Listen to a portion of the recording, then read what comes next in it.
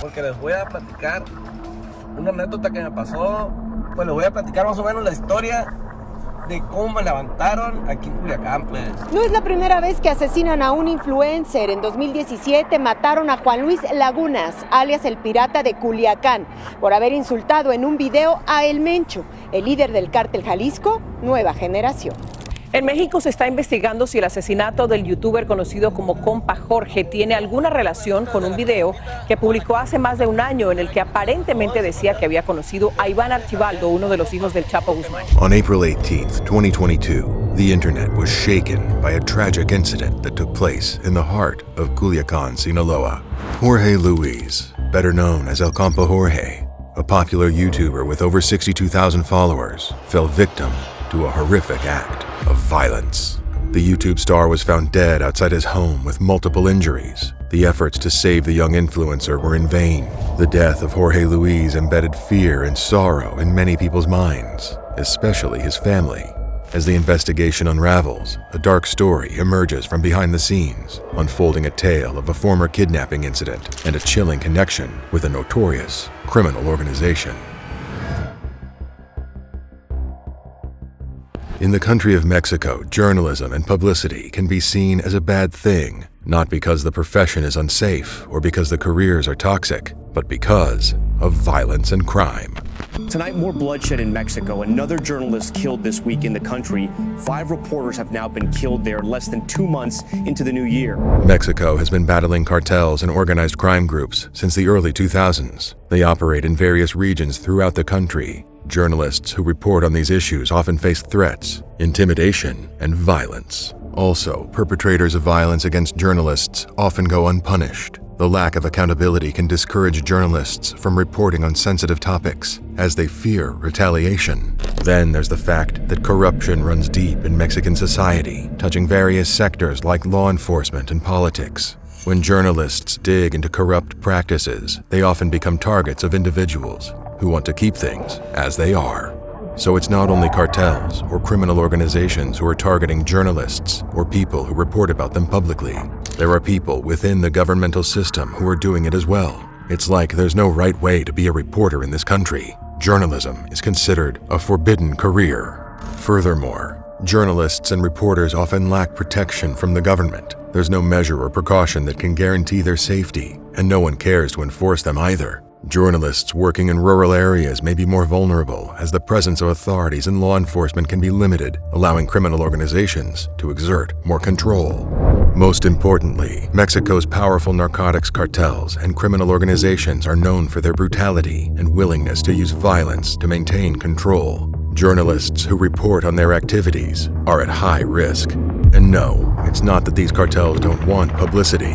They actually love creating propaganda to promote their organization, but they have to be the ones who authorize it.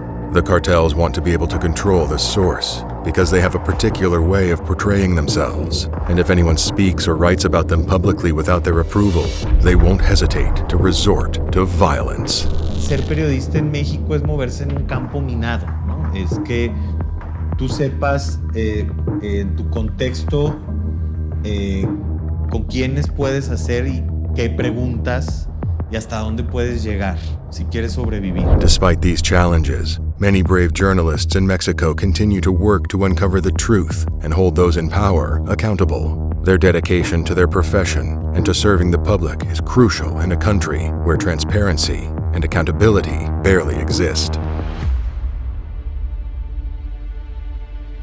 This brings us to the main character, Jorge Luis, also known as Compa Jorge. Now, this man wasn't a journalist, he was a YouTube star. And yes, over the years we have heard about YouTubers or young influencers using their social media pages to publicly insult Mexican cartels or well-known cartel leaders. No es la primera vez que asesinan a un influencer. En 2017 mataron a Juan Luis Lagunas, alias el Pirata de Culiacán, por haber insultado en un video a el Mencho, el líder del cártel Jalisco Nueva Generación. A good example would be Juan Luis Lagunas Rosales, also known as El Pirata de Culiacán, a Mexican social media influencer and internet personality. He gained popularity for his humorous videos and online presence, often featuring him drinking and making jokes. Unfortunately, he allowed the power of internet fame to get to his head. In 2017, he openly challenged El Mencho, the leader of the Jalisco New Generation Cartel. The YouTuber lost his life to the cartel hitmen barely a few days later at a local bar. He was only 17 when he passed away. The story of Juan Luis taught us that Mexico is a country overrun by cartel and criminal activities, and where human rights are extremely challenged. Also, not to allow virtual fame to control your life. On the other hand, Jorge Luis began his online career by posting simple vlogging content and several posts on his Instagram page. After a while, he gained quite a large number of followers on his social media pages. The YouTuber decided to take his content creation style in another direction. The YouTuber began showing off his collections of fancy cars and ATVs. His content became more well-made and centered around his lavish hobbies. If you go through his YouTube channel or Instagram page, you will see rows and rows of Jorge Luis posing with his expensive cars or enjoying a luxurious evening. And there's nothing wrong with any of these things, because it isn't a bad thing to have a good life or be wealthy. Keep in mind that social media is only a small part of someone's life. People, influencers, and content creators don't necessarily post about their struggles. So even if someone looks happy, healthy, and wealthy in their Instagram photos, it doesn't mean it's true. However, Jorge Luis's fancy lifestyle online caught the eye of a criminal organization. It might sound weird because there are tons of YouTubers and influencers on the World Wide Web. What could this person do to catch the attention of a major narcotic organization? Well, the problem was, Jorge Luis was too indulgent in showing off his collection of fancy cars and a more than comfortable lifestyle. The place where he lived in Culiacán, Sinaloa, is one where people are not likely to be wealthy.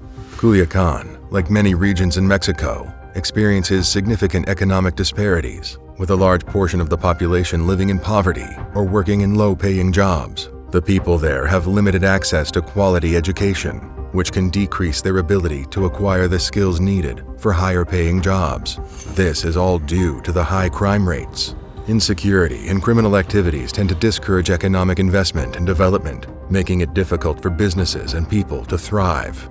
Therefore, for someone to acquire such a lavish lifestyle in this part of town is quite suspicious. Jorge Luis was receiving the wrong kind of attention, and he soon learned how much trouble you can get into by being well-to-do. The cartel believed that Jorge Luis was a person they needed to silence. In 2021, the influencer attended a party event with some friends and had consumed quite a bit of alcohol that night. Yet he agreed to give some of the people at the party a ride home, which was a courteous gesture, but it's still a dangerous thing to do. You should not be driving or operating any vehicle after consuming a large amount of alcohol. Against his better judgment, Jorge Luis offered to drive these people home anyway, and while driving, he was experiencing a lot of discomfort due to being under the influence. At one point, the influencer had to stop the car and get out to empty his stomach and relieve himself. It was at this moment that Jorge Luis was ambushed. Another car pulled up beside him, and an armed man approached him, claiming to be law enforcement. But before he could react, the influencer found himself being robbed and kidnapped. The unknown man pushed him into the back of the car and drove him to another location. Jorge Luis had no idea where he was being taken, because he was blindfolded and his arms were bound. It's also unclear what happened to the friends he was driving home. Did they see Jorge Luis being kidnapped and contact the authorities, or were they passed out drunk in the car? Jorge Luis was reportedly interrogated by cartel members who wanted to know the source of his income and how he was able to afford so many nice things. Jorge Luis told them he owned a tortilla shop and was a small business owner. However, the men refused to believe him and insisted that he was connected to a criminal organization. It was simply because they couldn't imagine an average businessman could be successful enough to live a wealthy lifestyle. As we mentioned previously, there was no indication that Jorge Luis was actually wealthy, other than his social media posts, and that might not even be accurate. How people portray themselves on Instagram and YouTube is not always the reality. Still, the kidnappers refused to believe him and continued to interrogate the YouTuber. They kept him in a private location for some time and would occasionally threaten him with physical violence. There were no major injuries, but the intimidation was enough to cause mental damage. The cartel members suspected that Jorge Luis had relations with Julio Beltran Leyva because they had the same surname. Julio Beltran Leyva was a high-ranking member of the Beltran Leyva cartel, a criminal syndicate involved in narcotics trafficking, money laundering, and other illegal activities. He was one of the leaders of the cartel, along with his brothers. The Beltran-Leyva cartel was known for its violent tactics and rivalries with other narcotic cartels, such as the Sinaloa cartel. In 2008, the cartel leader was arrested by Mexican authorities. His capture was considered a significant victory in the Mexican government's fight against narcotic cartels. He was later extradited to the United States. Julio faced charges in the United States related to narcotics trafficking and organized crime. He was sentenced to a lengthy prison term, but died in prison on November 17, 2019. His death was reportedly a result of natural causes. Now, Jorge Luis was being accused of being a part of this notorious crime family, and these people were threatening to take him out. The YouTuber pleaded for his life, but the men refused to believe him. Eventually, he did manage to convince the abductors to let him go by asking them to leave his body where his family could find him if they were going to kill him. For some reason, the cartel empathized with his plea. They agreed to let him go. The people untied Jorge Luis and told him to wait until they were gone, and he could no longer hear their car departing before leaving the place. And with that, they left, which was shocking because cartels are not known for their kindness. Most people who fall victim to these crime organizations usually don't make it out alive. It's unusual that they allowed this man to go without any harm. Nevertheless, Jorge Luis didn't question it. He just ran for his life.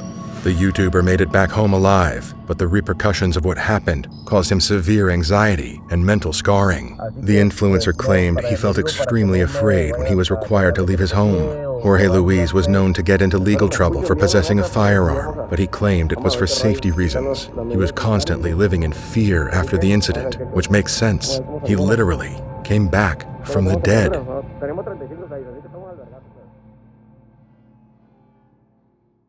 Porque les voy a platicar una anécdota que me pasó.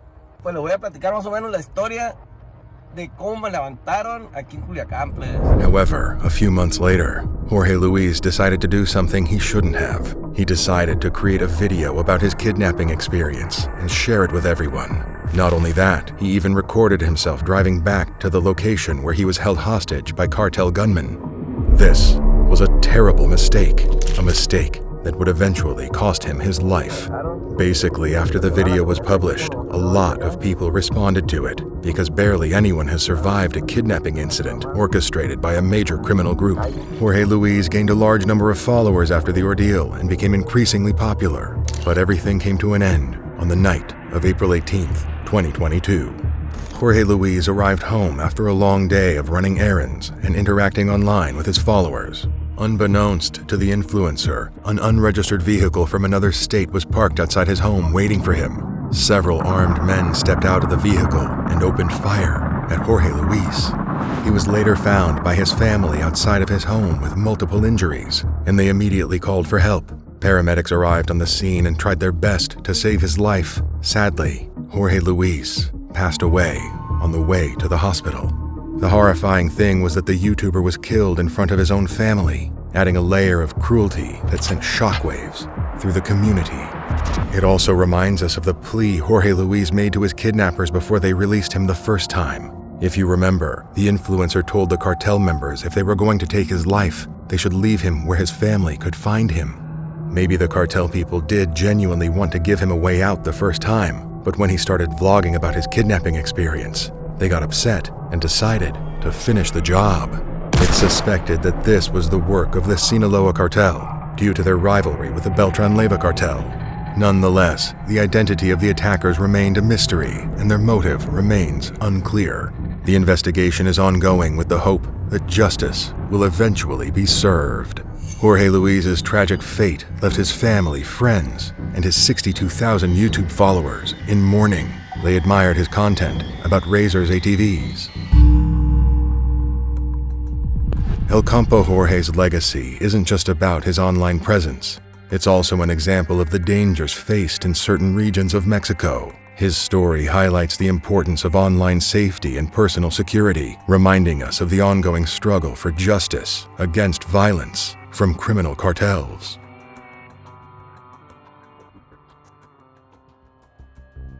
Do you think it would have made a difference if Jorge Luis hadn't publicly discussed his abduction incident on the internet?